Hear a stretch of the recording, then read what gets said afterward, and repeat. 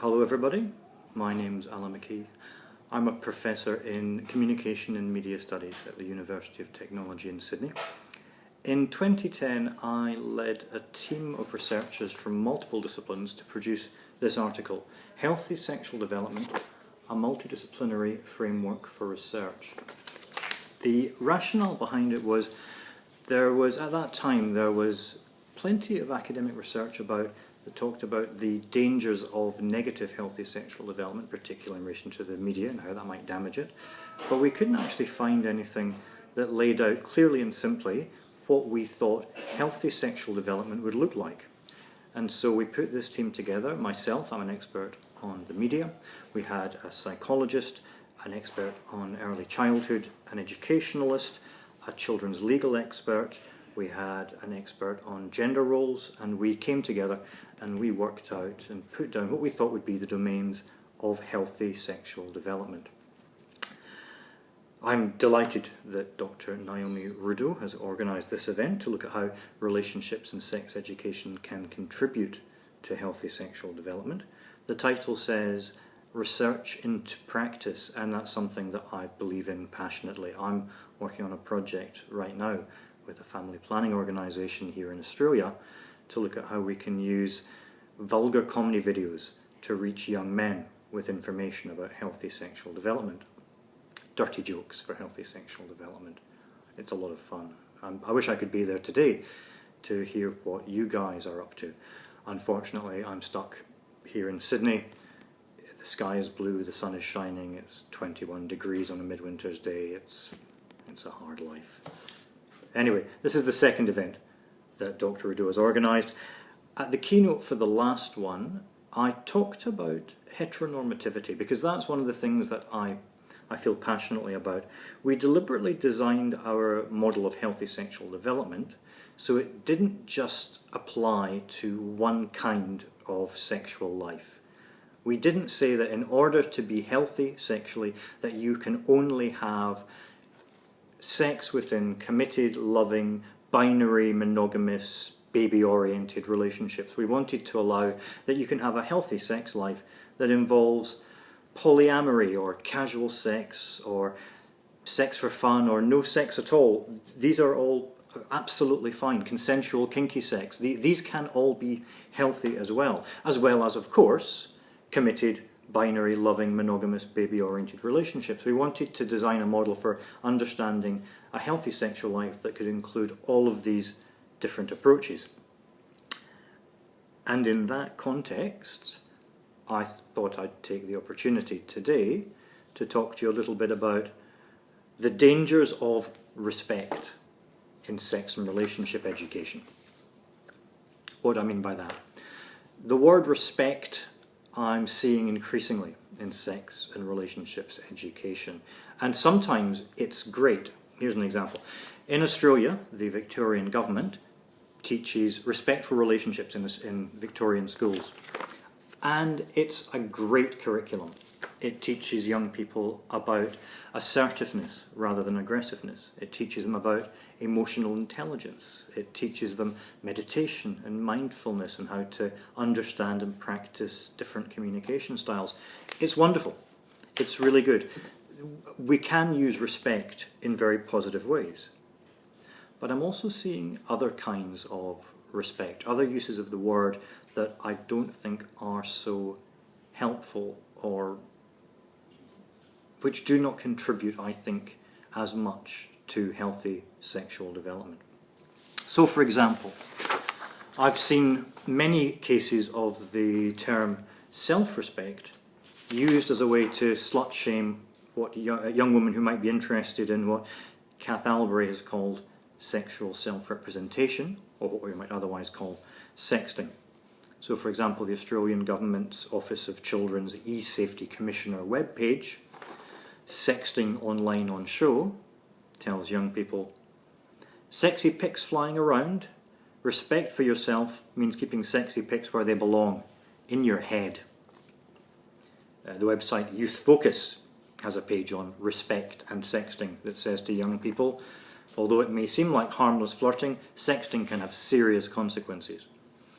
The Canadian Centre for Child Protection's anti-sexting campaign was simply called Respect Yourself. Similarly, I've come across a spate of websites aimed at young feminists, using the concept of self-respect to challenge casual sex, or what the Americans call hookup culture. So on the website Urbanet, the article on the topic asks, when it comes to hookup culture, do we respect ourselves? On Odyssey, another feminist website, a young feminist writes, from a girl's point of view, and having heard girls actually say, honestly, I'm just going out tonight in hopes I'll hook up with a guy, I want to slap them across the face. Have you absolutely no self-respect? So I see a difference between the kind of respect that the Victorian government's Respectful Relationships curriculum is promoting, and this kind of respect in the sense of self-respect. The term has been hijacked for the purposes of slut-shaming. If you take a dirty photograph of yourself, or if you have casual sex, then clearly you have no self-respect, which is used as a kind of moral condemnation rather than as a way to support healthy sexual development. Now please, don't misunderstand me. I think there are real problems with the ways that gender roles for young people, young men and young women, feed into developing attitudes around sexuality. But I don't think that casual sex or sexual self-representation are the problems. I think you can have casual sex or committed, committed, monogamous, loving relationship sex, and it can be healthy. And equally, I think you can have casual sex for the wrong reasons, and you can have sex within a committed, loving, monogamous relationship for the wrong reasons. Whether or not it's casual sex misses the point. That is not, for me, the issue. The issue is around whether young people are making informed, consensual decisions based on sexual agency. And that, I think, is a big issue. I don't think we're anywhere close to getting that sorted. So we ran focus groups for a project a few years back, 4 or 5 years ago, with 89 14 to 16-year-olds in Australia to find out what they know about sex and how they found it out. And the results were, I found them really quite upsetting. They were, traditional gender roles were so entrenched still for 14, 15, 16-year-olds. Now I think that when they leave school, things improve. But for 14, 15, 16-year-olds, the gender roles and their expectations around sex and sexuality were so much less developed than we would hope.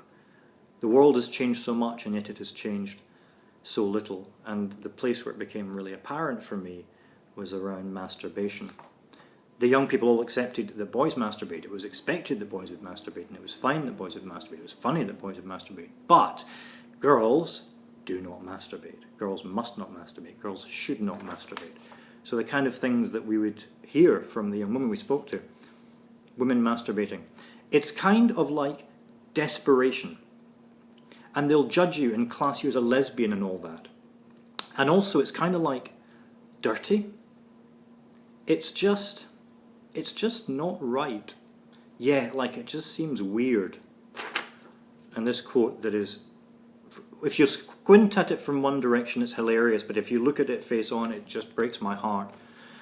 Girls are supposed to be proper and make the food, not touching themselves in like those areas. Like, that's like, you know, like guys are always like, oh, go make me a sandwich. So, girls should not masturbate because at any moment you have to be ready for your man to ask you to go and make him a sandwich, and your hands have to be clean.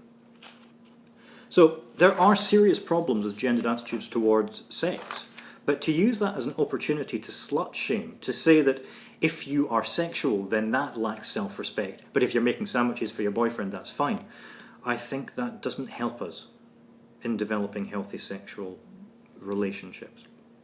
I wrote a book on pornography with this wonderful woman, Rebecca Sullivan, who's a much better writer than me, and she wrote this beautiful sentence about this issue, about the moral panics around young women's sexuality and sexualization of young women by the media, by sexting. She said, these kind of moral panics simultaneously sidestep any critical interrogation of sexism, misogyny and queerphobia in all of our social systems, and instead they indulge in melodramatic hand-wringing about silly, stupid, slutty girls.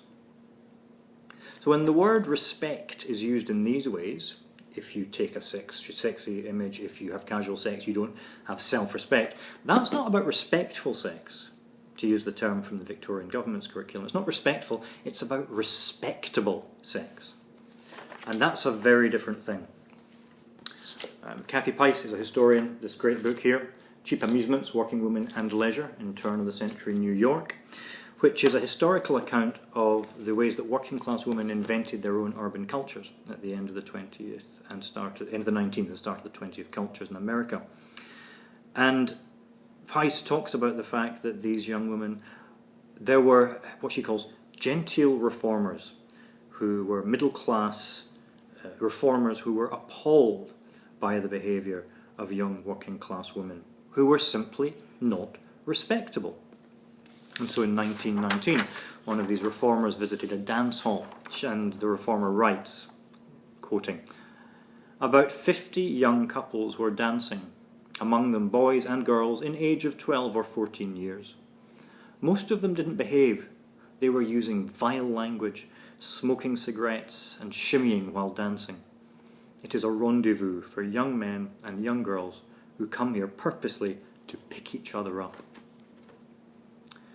We still have genteel reformers nowadays, and they still hold that kind of respectability as a core virtue, and we have to be careful that we don't start using the term respect in that way. Telling young women that if they respect themselves they will not have casual sex, that's just slut-shaming by other means. But this conference is about sex and relationships education and how it can contribute to healthy sexual development. And my point is simply this: I am keen that we remain vigilant not to let slut-shaming slip into our sex and relationships education through this seemingly very uncontroversial concept of respect. It can be a useful one, but there's also a risk that it can open the door to all kinds of other judgments and moralising that don't actually contribute to healthy sexual development. We don't want to suggest to young women that their value, that their self-respect, relies on performing a particular kind of middle-class femininity. We don't want to impose on them a single method of having a healthy sexual life that excludes all kinds of queer possibilities. We want to focus on consent and information and pleasure and openness and communication. Let's talk about respectful sex, not respectable sex. Let's talk about respecting each other's boundaries and desires and pleasures, and whether people are having sex with one person or two people or with a group, let it be respectful. Whether they're having sex with someone they've only just met or with someone they've been married to for 20 years, let it be respectful. Whether they're having vanilla, loving, gentle sex or whether they're having rough, passionate, kinky sex, let it be respectful. Let's do it all with respect. Anyway, you've got a whole day ahead of you to talk about these issues. I'm sure you're going to have a lot of fun and you're going to learn a lot from each other. And I can't wait to hear from Naomi about all the things you discover. Thank you very much.